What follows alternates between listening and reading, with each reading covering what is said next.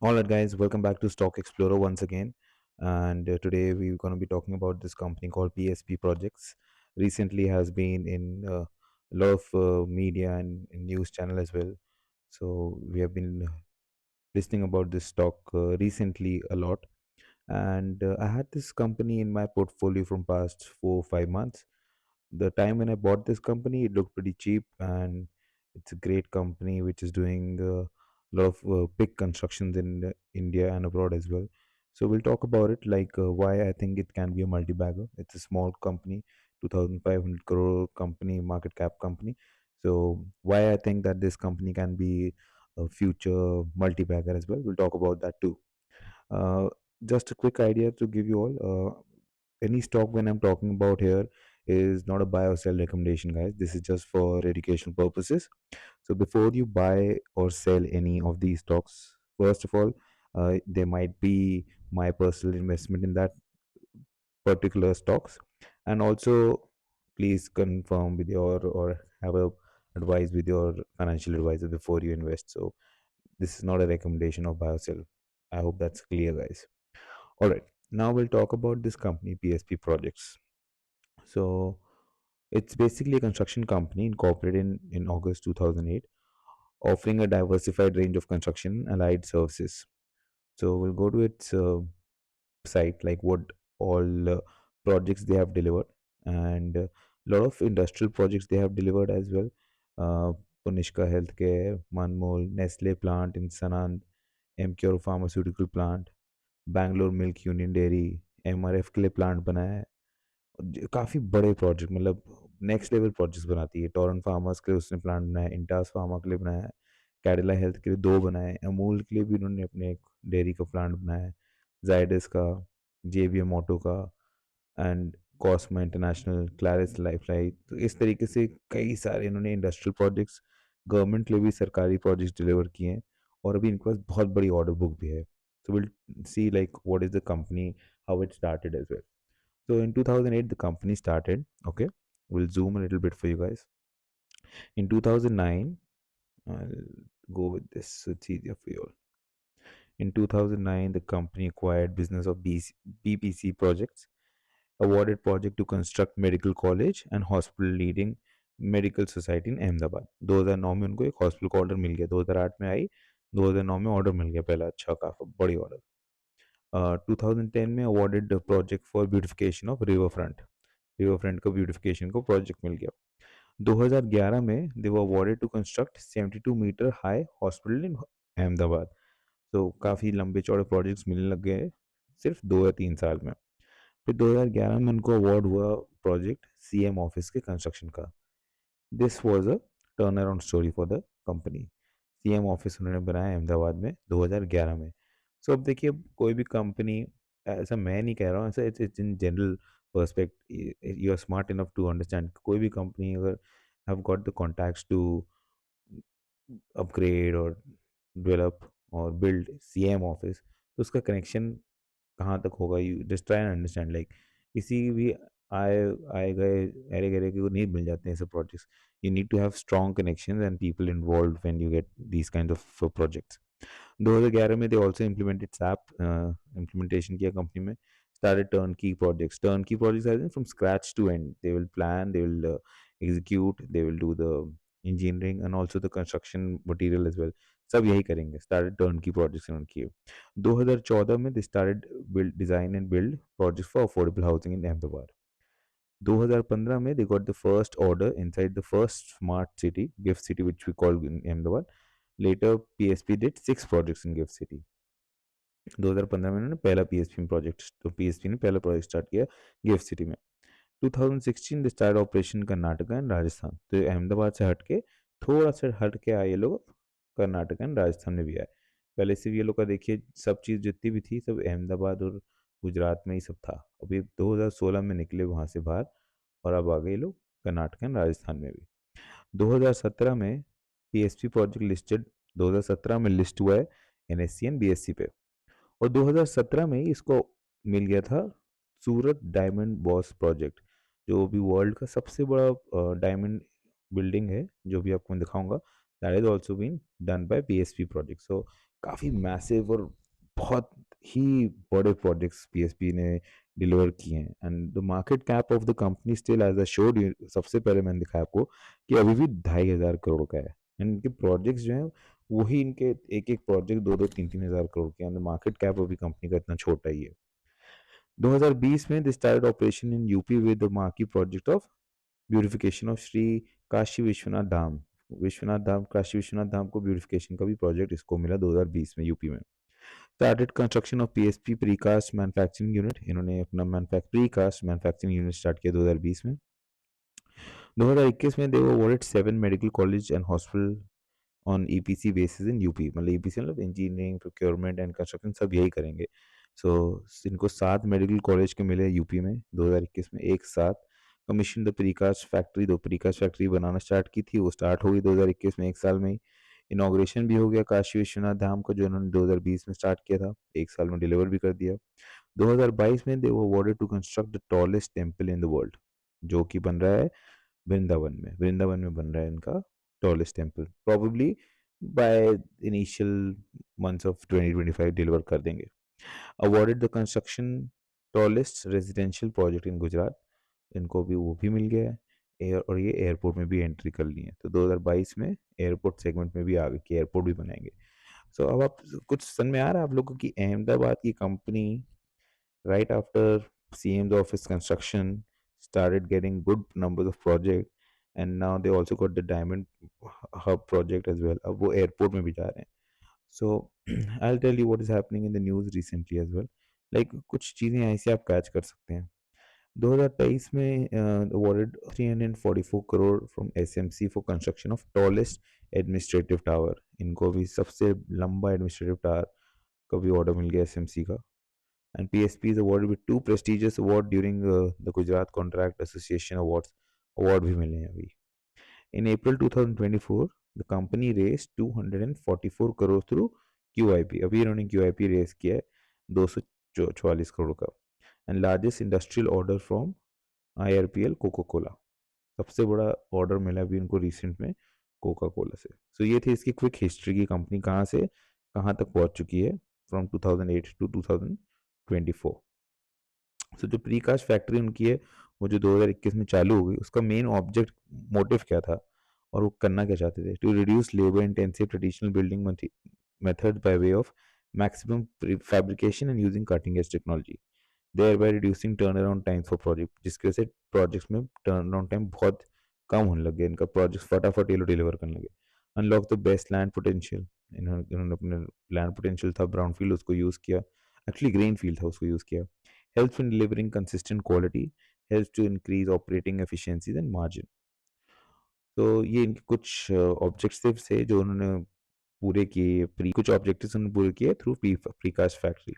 On infrastructure side, majority of the precast orders are from L&T as of national high speed rail projects, balance orders are from residential and industrial segments। तो जो इनके majority orders आ रहे हैं वो L&T की तरफ से आ रहे हैं national high speed rail projects के लिए, तो जो ब्रिज बना रहे होंगे उसके लिए आ रहे हैं। तो ये उनकी प्रीकास्ट फैसिलिटी है जहाँ पे इनके पहले से ही बना के प्रोडक्ट वहाँ पहुँचता है। जैसे जो ब्रिजेस होते हैं उसके ब्रिज के पिलर्स होते हैं वहीं तो ना बनाए जाते हैं, वो यहाँ से बन जाते हैं, वहाँ पे जाके से फिक्स किए जाते हैं। तो उस तरीके की प्रीकास्टिंग होती है यहाँ पे इस फैक्ट्री में।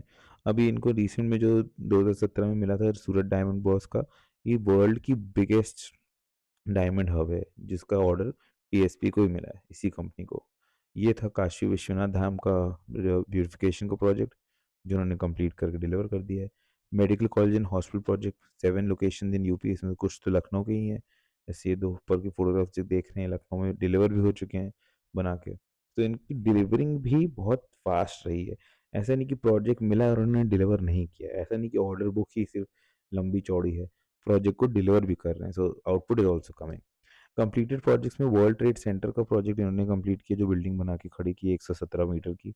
बीएससी का ब्रोकर फोरम इन्होंने बनाया है 80 मीटर का। ब्रिगेड का होटल बना के दिया है। प्रेस्टीज फिनटेक बना के दिया है 74 मीटर का। ब्रिगेड इंटरनेशनल फाइनेंशियल सेंटर बना के दिया है। हीरा नंदानी का सिग्नेचर टावर बना के दिया है। ये सब इनके डिलीवर्ड कंप्लीटेड प्रोजेक्ट्स हैं। और जो अभी ऑन गोइंग प्रोजेक्ट्स चल रहे हैं, जो भी ऑन गोइंग है वो आप यहाँ देख सकते हैं। करंट ऑनगोइंग में है सिवान की gift city, which will be the tallest residential tower which we just read, 122 metre का गुजरात में। नीला विडा residential tower which is ongoing. Commercial building हो रही है गिफ्ट सिटी में 68 मीटर्स की। कमर्शियल बिल्डिंग एक और हो रही है 82 मीटर्स की। एंड फिनटेक टावर हो रहा है 122 मीटर का। तो 30 लाख स्क्वायर फीट का अभी भी इनके पास एरिया बाकी है जिस पे कंस्ट्रक्शन करना बाकी है। So 30 lakh square feet high rise building completed and 40 lakh square feet is ongoing. Sorry, 30 lakh complete कर दिए and 40 lakh is still ongoing. So the number of projects which they have delivered is also massive, and more than that is the number of projects which they are gonna deliver. Some of the projects which they have completed, as you can see here, Palladium Mall Ahmedabad में BSc brokers forum and gift city, ये देखिए वो complete करके भेज दी। पुनिष्का house, वाघ बकरी चाय का जो प्लांट है उसको भी उन्होंने कंप्लीट कर दिया है। आईएम अहमदाबाद का जो कैंपस था वो कंप्लीट कर दिया है। इंडियन पोटाश हाउस का जो बिल्डिंग थी वो कंप्लीट कर दी है। सो प्रोजेक्ट्स तो उन्होंने बहुत ही ब्यूटीफुली डिलीवर किए हैं, और ऐसा नहीं कि कोई भी प्रोजेक्ट्स में कोई कमी रही हो। नेक्स्ट लेवल प्रोजेक्ट डिलीवर किए। Interior fit and out Leela hotel Gandhinagar, Zydus hospital Baroda, sports complex for Ahmedabad University, hospital project in Udaipur, Rajasthan, Auda Library, Ahmedabad. I mean, look at the projects, guys. Just delivered by one particular company, PSP.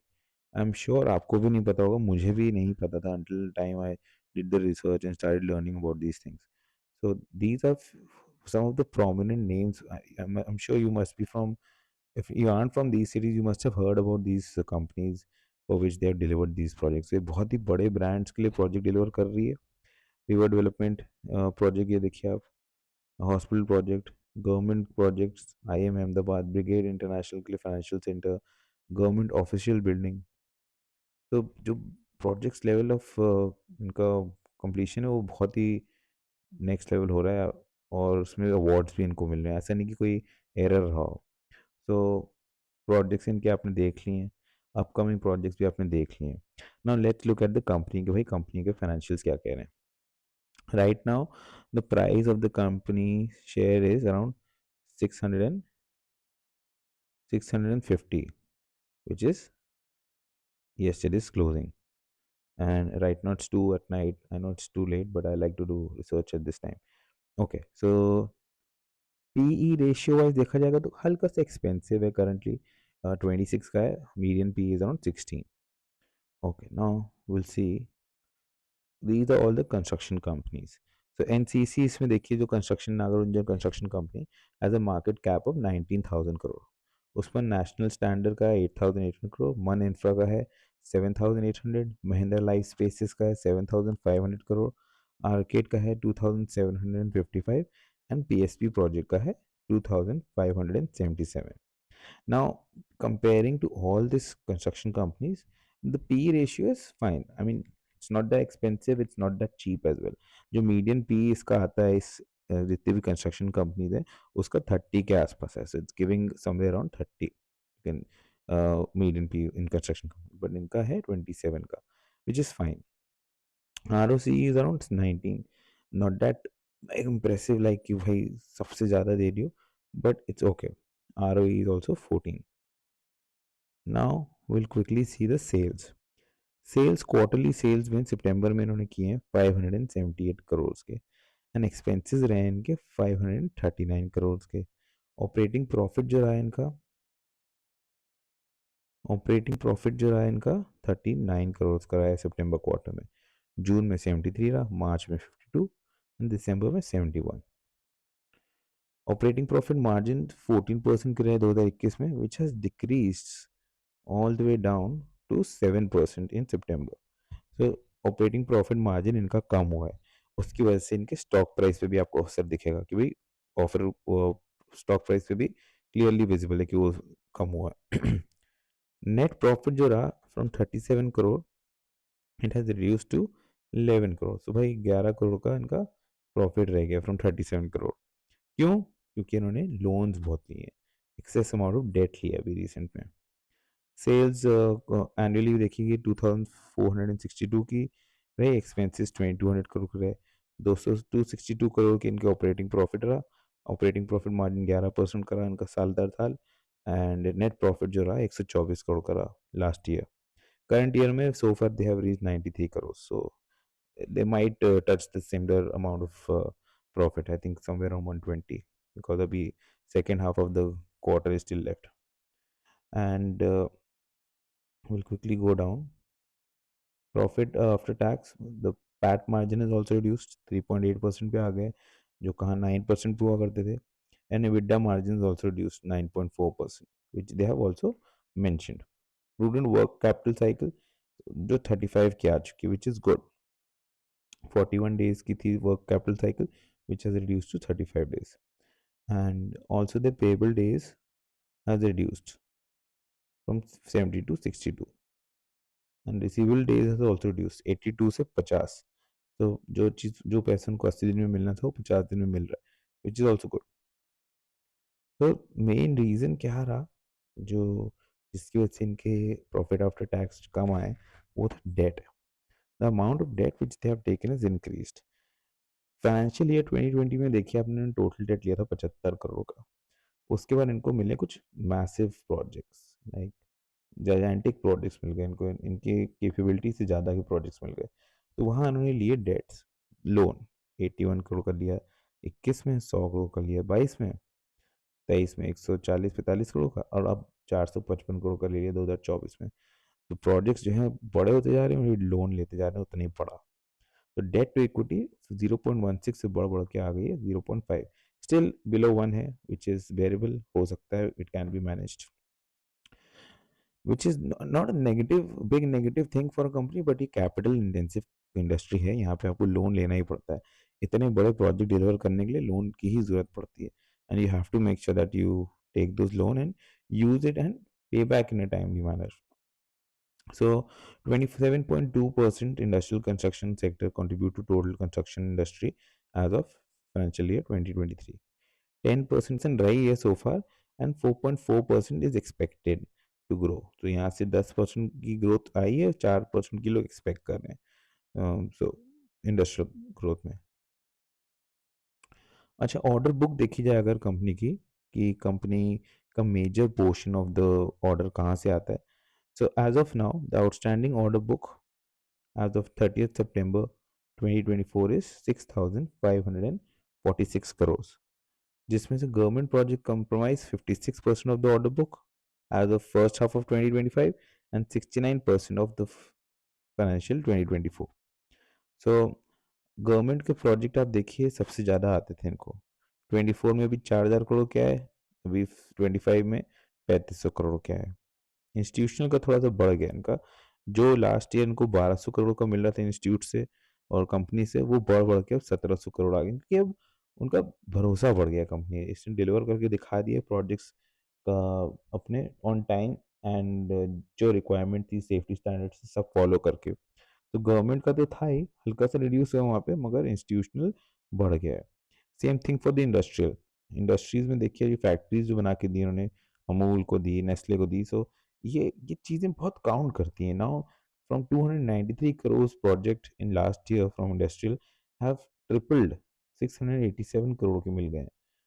Government residential projects उनके same रहे, जितने last year थे उतने ही इस साल भी मिले उनको. उस रेजिडेंशियल प्रोजेक्ट्स में भी इनका इंक्रीमेंट हुआ. तो ओवरऑल से वाई सिर्फ गवर्नमेंट सेक्टर से कम आया इनको प्रोजेक्ट. और वैसे तो ठीक ही है, क्योंकि वहाँ पे इनके मार्जिन सबसे कम होते हैं. Majority margin come from industrial and institutional, so the margins have changed which will affect a lot, because government जहाँ आती है वहाँ मार्जिन कम हो जाता है ऑटोमेटिक, बट टाइमली पेमेंट भी होती है, एक चीज़ है. Okay, now few of the companies which I already showed you, but I like to show you again. Zydus Cadila, Torrent Pharma, Adani Realty, Brigade, Reliance, Safal, IAM. These have the few companies which they have made beautiful projects for them. SDB is the world's largest office building on a single basement. जो इन्होंने बनाई है Surat Diamond Bourse is world's largest office, which I was mentioning. It's a 1,960 crore project, 68 lakh square feet. With the completion of this project, the company has entered the league of handling prestigious projects up to 2,500 crores. So as I was mentioning, the company की market cap ही इतनी नहीं है, and they have started handling big orders, such big orders which are bigger or equivalent to their market cap of the company. So these were the things about the company and also about the financial. Let's see about the chart. So on chart, if you'll see, the company has done a high of around 845 का high लगाया अभी, और अभी currently 650 पे है. Recent में company ने कि पंप आया था यहाँ पे, from 600 price it went all the way jump to 734 because there was a news, because the news was Adani's news, and the news was Adani Infra to buy 30% stake in the company. So the news came that Adani Infra will be buying 30% stake on 18th November. And what happened? The very same day, that it came crashing down because Adani के next day ही US court की तरफ से वहाँ से appeal आ गई that Adanis have been bribing, and since कोई भी कंपनी का स्टेक अडानी लेने वाला था, it was a good news which turned out to be bad the very next day. So keep an eye on this. जैसे जैसे अडानी की कंपनीज रिएक्ट करेंगी, PSP will also be one of those company which will be reacting just similar to Adani companies, because 30% stake iska Adani Infra is going to buy. And when such a big company, Adani jaisi company, isko acquire karna cha rahi, there must be something which Adani is seeing in it. Iske andar profit margins are going to be high, and the amount of projects which they are going to get with the connections of the other company will also increase. ये भी एक important point है इसमें. Regarding the shareholding pattern, I want to show you. The promoters' shareholding have decreased from 70% to 60%. 10% promoter ने अपनी holding जो है बेची है. FIAs ने 1% थी, 1.71%. Don't forget this small cap guys, micro cap company 1.7% थी 2021 में, which has increased to 8.5% this quarter. बहुत धड़ल्ले से पैसा डाल रहे हैं एफ इस कंपनी के अंदर.